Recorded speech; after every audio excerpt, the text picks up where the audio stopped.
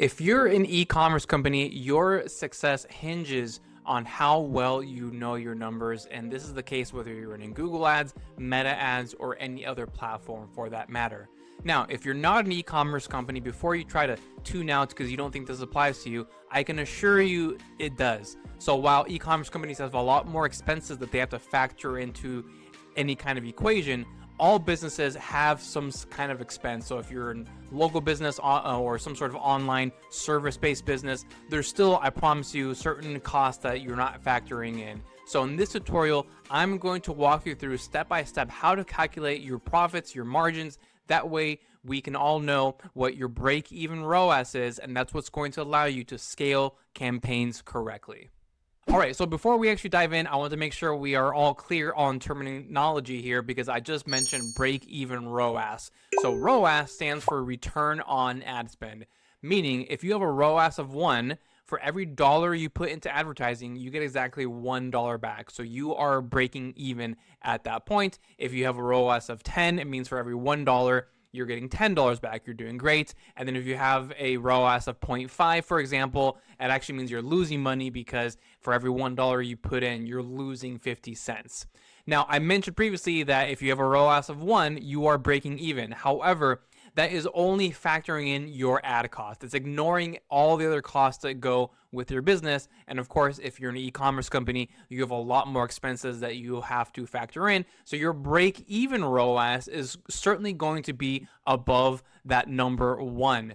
But the question is, where is it going to land? Well, I'm going to walk you through step-by-step how to calculate that. That way you know what targets to shoot for. All right, so here I am in a spreadsheet, and we're going to walk through some very, very simple calculations. I know it looks somewhat intimidating, but once we actually start diving through this, it's going to be very simple and straightforward. So the first thing you want to do to be able to calculate this is know your total sales. Now, if you're a brand new e-com company starting from scratch, you are going to have to make some assumptions here, but that's okay. You do want to start somewhere. But obviously, if you have any kind of history with your business, if you've been around for 6 months or longer, you can certainly make a very accurate analysis right here. So the first thing you want is what are your total sales over the last 12 months. So in this example, I have put in $200,000. Obviously, you can change that to whatever is actually appropriate. But again, I'm just keeping the number simple in this example. Great. So the next thing we want to move on to is cost of goods sold, right? You're an e-commerce company, you're selling physical products, you have to pay to acquire those products. So obviously, if you are a basic e-commerce company, maybe you're selling, 2 to 5 different products, maybe even 10 products, then you do want to actually put the actual cost of each individual product that you have paid for over whatever time period that you are looking at. So in this case, I have product 1 at $20,000 and product 2 at $30,000 for total costs of $50,000. And so what I did right there was, this is a simple formula for very few products. If, however, you are an e-commerce company with dozens and dozens, if not hundreds of different products, obviously outlining each and every single one what it costs is going to be almost impossible to do. So what you want to do is just do a lump sum of everything that you have spent money on over the last 6 to 12 months, whatever it might be, and then that right there is your cost of goods sold.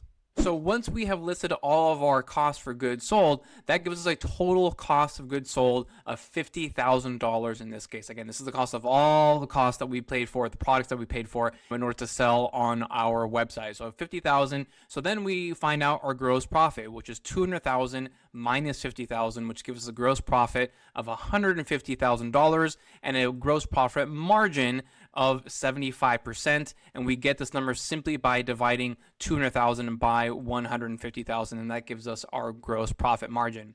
Now, most businesses, this is where they stumble and they think this is the number that they need to be looking at. But there are so many other expenses behind the scenes that are not being factored in when you're simply looking or working off of gross profit margin.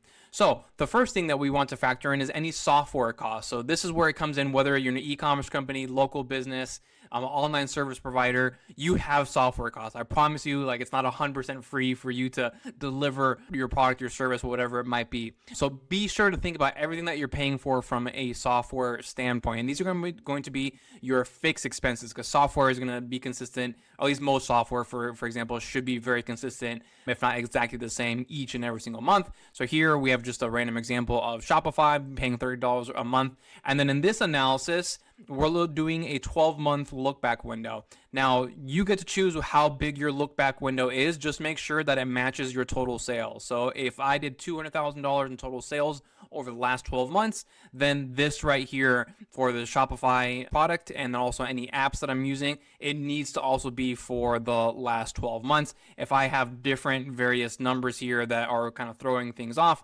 then the calculation obviously is going to be off as a total. So you want to make sure that this reflects accurately the actual time frame that you are looking at.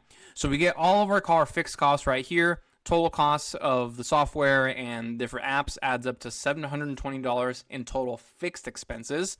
And then we have our variable expenses. This is your shipping costs and then your payment processor fees and then anything else that you can think of that will vary depending on the volume of products that you are actually selling. Obviously, the less you sell, the lower your variable expenses are going to be, but then the more you sell, the higher your variable expenses are going to be. And I do understand that shipping costs and payment processor fees can also actually fluctuate themselves based upon what carriers are charging you, what card companies are charging you. So if you need to make an average just to simplify that, that's perfectly fine. But here in this overly simplistic example, I've put in $20,000 of shipping expenses and then $20,000 of payment processor fees, which gives me $40,000 of total variable expenses over the last 12 months. And then the total expenses, fixed plus variable, comes out to $40,720.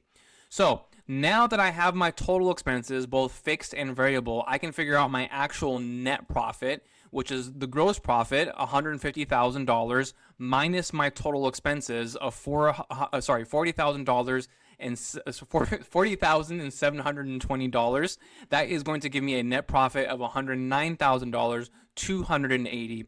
Then from there, I can calculate my profit margin, which is going to be the $200,000 divided by my net profit. And my profit margin at this point is 55% is my, so while most people are going to look at their gross profit margin and work off of that number, once we actually factor in our expenses, you can see now it goes from 75% to a 55% profit margin. Now 55% profit margin is still very good, don't get me wrong, but at the end of the day, that's still a 20% difference right there. So if you're only working off of your gross profit margin, not calculating all other expenses, you're actually going to be shooting for the wrong target when it comes to your campaigns.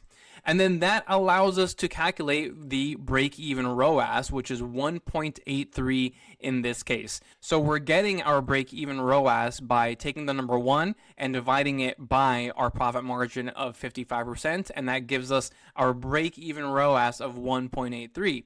So this is great information because now I know that if we are below a ROAS of 1.83, we are in fact losing money. So while at the surface level, if ROAS is 1.5, I could say, hey, look, for every dollar we're putting in, we're getting $1.50 back. In most cases, that would be good, but I would be ignoring all of the other costs and expenses that go along with running any kind of business. So I know actually at the bare minimum, I need to be at a 1.83 to be breaking even with my ad spend. And before we wrap up, if your head is spinning because you're like, oh my goodness, I'm just not a numbers person, I really wish I could outsource all of this thinking and calculating to someone else, you are in luck because my team and I can certainly do that for you. Whether you're a small business on a small budget or a large business on a large budget, we work with businesses all over the spectrum. We have a package that will specifically make sense to where you are at right now. So go ahead and book a call with me. Yes, it'll be me directly. We'll have a chat. We'll see where things are at for you, what makes the most sense for you to move forward, and then we'll go from there. I will have the description for that for you below. All right, and there you have it. I hope you enjoyed this breakdown on how to actually calculate your break-even ROAS. I would honestly say that 95% of businesses are running ads without knowing this number. And in this case, right, you might think that you're doing pretty good with a ROAS of 1.8, but in this fake example right here, you're losing money at that point, right? So you need to be above that number. So please do take the time to actually calculate this. It's going to go a very long way to know what target you should be aiming for, and then what ads and campaigns are actually driving the best results for you over the long run. If you have any questions about this topic, I know it's very mathematical, but I appreciate you bearing with me. But as always, just let me know in the comments wherever you are tuning in from. I do my best, and yes, it is actually me directly replying to these comments, not someone else on my team. Just let me know, and I will get back to you as soon as I can. Thank you so much for tuning in, and I will see you next time.